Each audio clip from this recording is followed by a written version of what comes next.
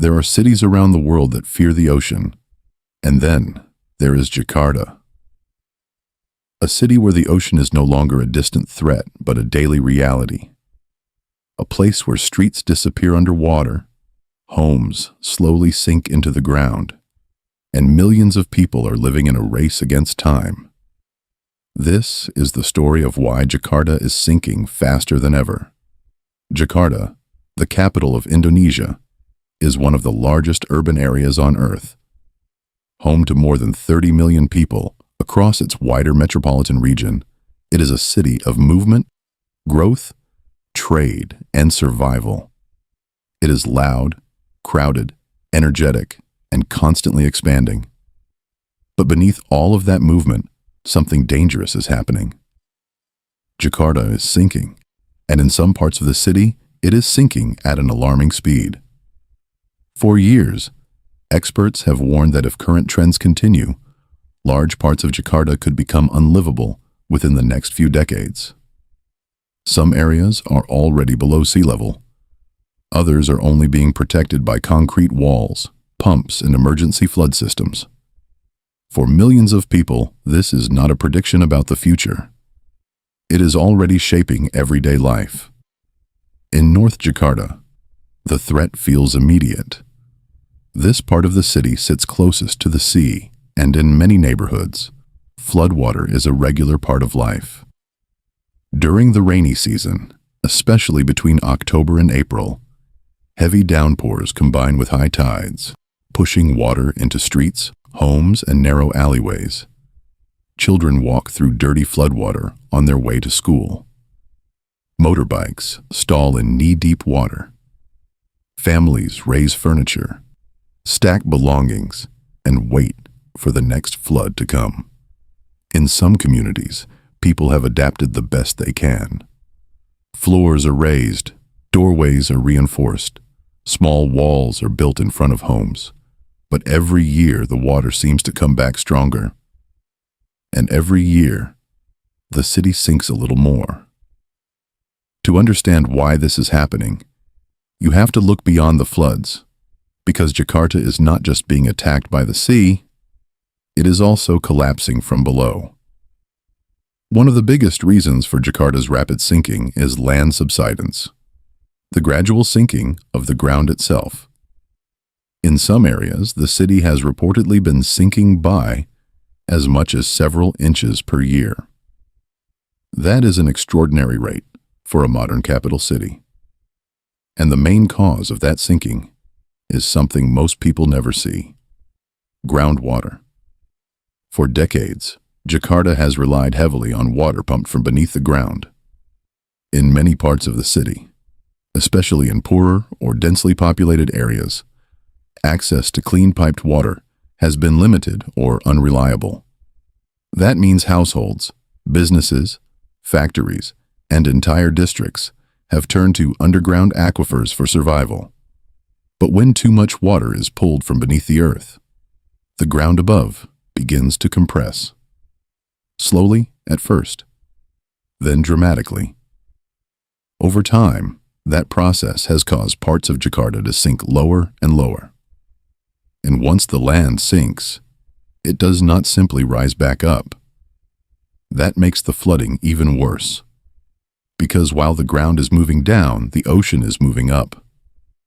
Global sea levels have been rising for decades due to climate change. As temperatures increase, glaciers and ice sheets melt, and warmer oceans expand. For low-lying coastal cities like Jakarta, even small increases in sea level can create enormous consequences. Now imagine what happens when a city is sinking at the same time that the sea is rising.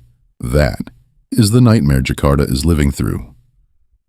But groundwater extraction is not the only reason. Jakarta's rapid urban growth has also played a major role in turning the city into a climate disaster zone. Over the past several decades, the city has expanded at an incredible pace. High-rise buildings, highways, industrial zones, shopping centers, and dense residential areas have spread across land that was once far more capable of absorbing water. Wetlands were filled in. Green spaces disappeared. Swamps and natural floodplains were paved over. And what was once a landscape that could partially manage water naturally has become a hard, sealed surface of concrete and asphalt. When rain falls heavily now, much of that water has nowhere to go.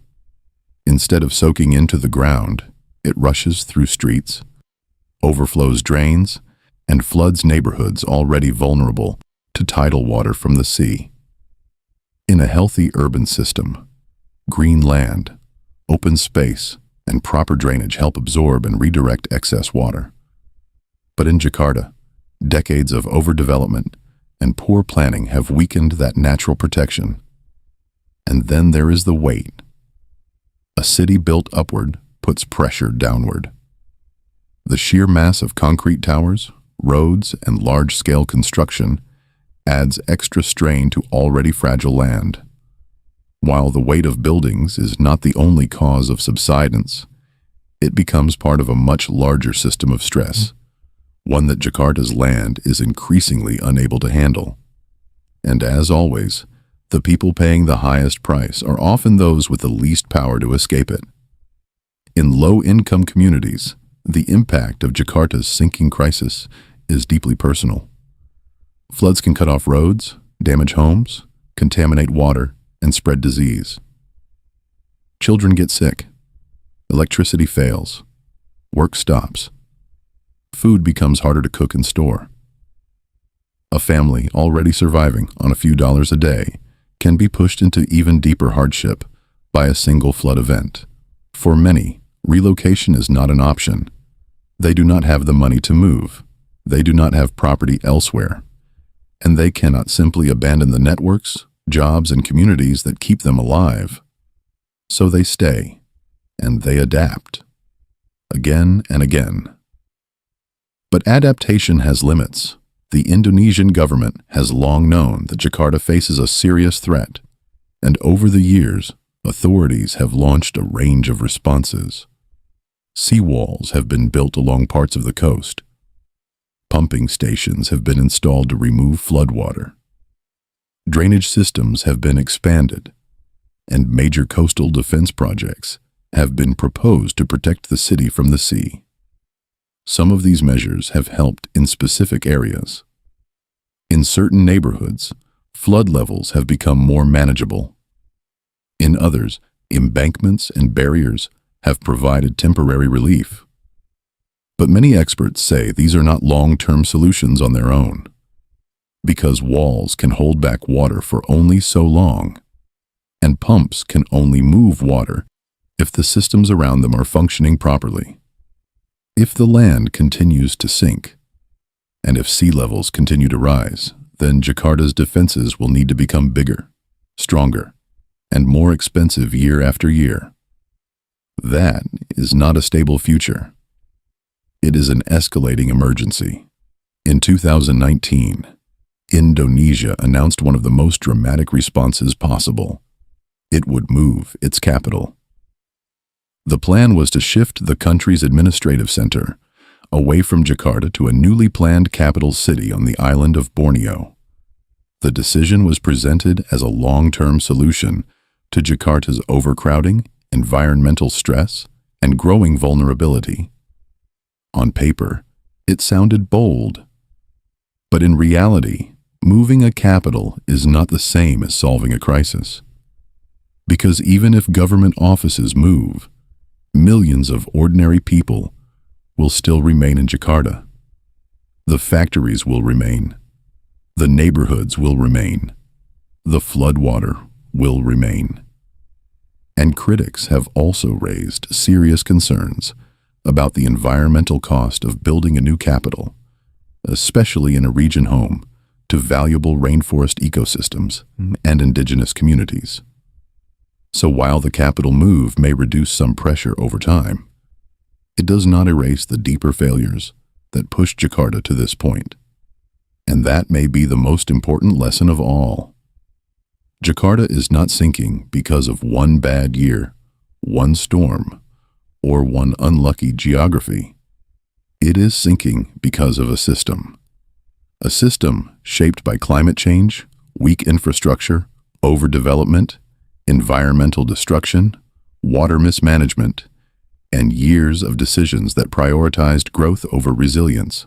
What is happening in Jakarta is extreme, but it is not unique. Around the world, coastal cities are facing similar pressures. Rising seas, stronger floods, urban sprawl, infrastructure strain, and growing inequality in who gets protected and who gets left behind. Jakarta is simply one of the clearest warnings of where that path can lead. A city does not collapse all at once. Sometimes it sinks inch by inch, street by street, home by home, until one day the damage is too large to ignore. And that is why Jakarta matters far beyond Indonesia. Because this is not just a story about one city fighting the water. It is a story about what happens when nature is ignored for too long, when planning fails, when warning signs are delayed, and when millions of people are forced to live on the front line of a crisis they did not create. Jakarta is sinking faster than ever. And even if the world is paying at